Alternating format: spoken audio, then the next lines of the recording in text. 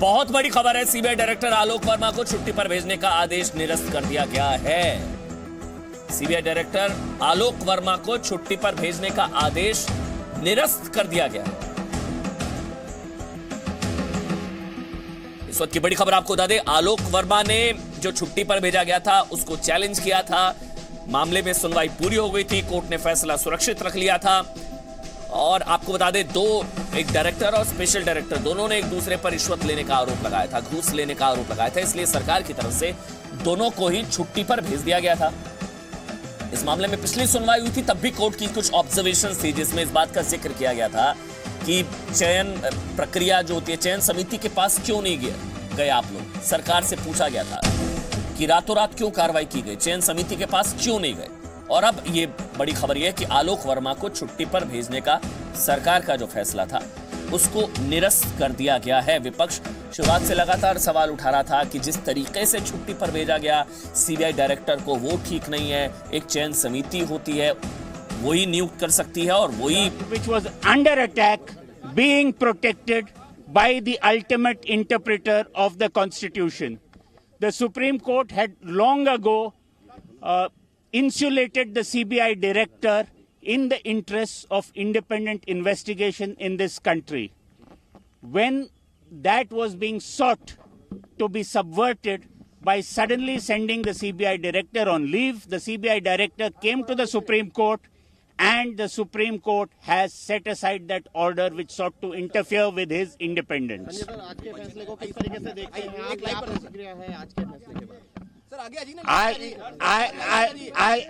आज के फैसले को हम ये मानते हैं कि एक संस्था की जीत हुई है।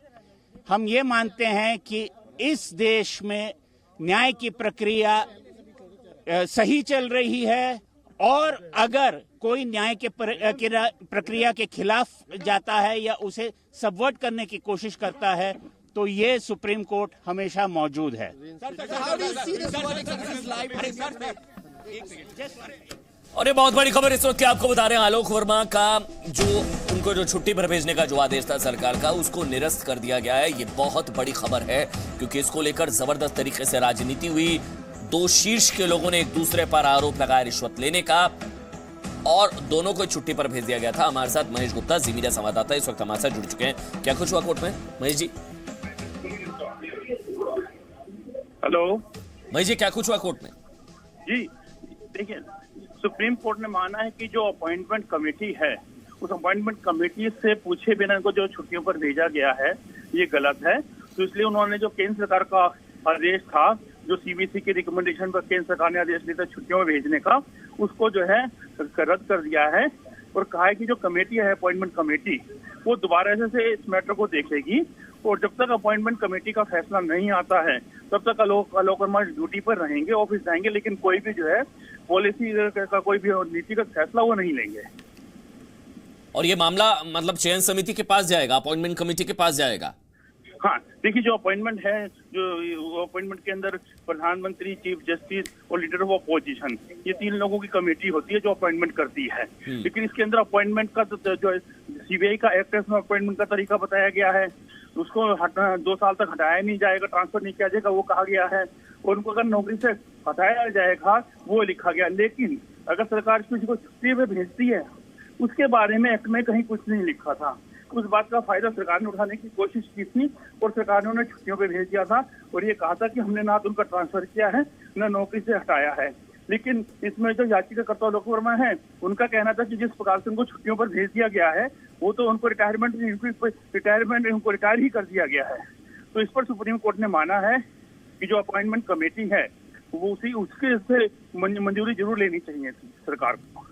और जो सरकार का पक्ष था कि सीवीसी की रिकमेंडेशन पर ही आलोक वर्मा पर कार्रवाई हुई। कमेटी हाँ जी, अपना सवाल दोहराएंगे। और सरकार की तरफ से तो शुरुआत से कहा जा रहा था, विपक्ष सवाल उठा रहा, लेकिन सरकार कह रही थी कि सीवीसी की रिकमेंडेशन पर आलोक वर्मा को छुट्टी पर भेजा गया था। उसका क्या? नहीं, देखिए उसके अंदर इशू यही है कि वो जो कह रहे थे कि हमने इनको सिर्फ छुट्टियों पे भेजा है, लेकिन इसमें इशू ये था कि जैसे अगर किसी को हटाना है तो वो भी अपॉइंटमेंट कमेटी से ही चर्चा होनी चाहिए। तो उसमें आलोक वर्मा का यही कहना था, उनके वकीलों का भी, कि जिस प्रकार से उनको छुट्टियों पर भेजा गया है वो ही नहीं है।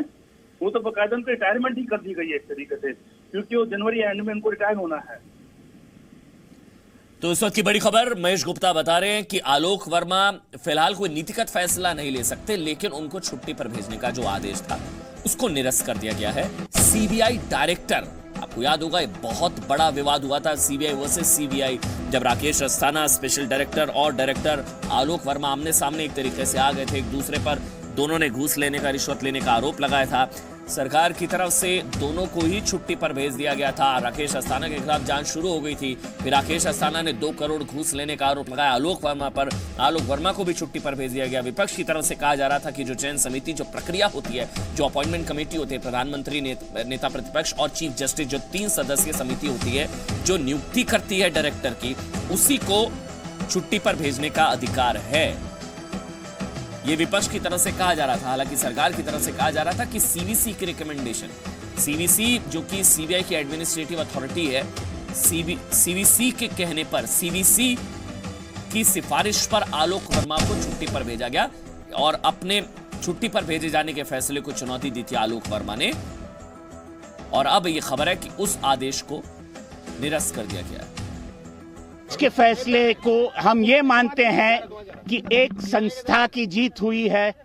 हम ये मानते हैं कि इस देश में न्याय की प्रक्रिया सही चल रही है और अगर कोई न्याय के प्रक्रिया के खिलाफ जाता है या उसे सबवर्ट करने की कोशिश करता है तो ये सुप्रीम कोर्ट हमेशा मौजूद है।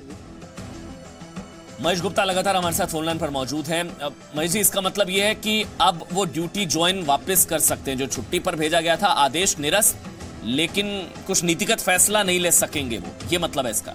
हाँ, देखिए एक्चुअली क्या है कि दर्शकों से आम भाषा में समझाने के लिए रहेगा कि जो सीवीसी ने रिकमेंड किया था कि भाई दोनों ऑफिसर को छुट्टी पर भेज दिया जाए, तो वो उन्होंने कहा कि सीवीसी का जो गलत है और इसको जो छुट्टी पर भेजने का फैसला सीवीसी को नहीं लेना चाहिए था।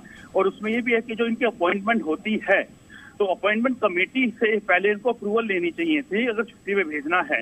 तो उन्होंने कहा कि केंद्र सरकार ने जो तरीका अपनाया है वो टेक्निकली जो है वो टेक्निकली गलत है, क्योंकि उसके अंदर जो अपॉइंटमेंट कमेटी है उससे अप्रूवल नहीं ली गई। तो इसलिए उन्होंने उनको कहा कि आप छुट्टी पे तो आ जाएंगे वापस अपनी ड्यूटी पे, नीतिगत फैसला इसलिए नहीं लेंगे क्योंकि ये मैटर अभी हम कह सकते हैं जांच चलती रहेगी, लेकिन जांच चलती रहेगी क्योंकि उसमें कहा गया कि जनी जांच नहीं कहेंगे हम, क्योंकि जो कोर्ट ने जांच के लिए कहा था वो तो जस्टिस उसमें पटनायक भी थे, रिटायर्ड सुप्रीम कोर्ट के जज, वो तो सीलबंद लिफाफे में आ चुकी है, वो जांच कंप्लीट है।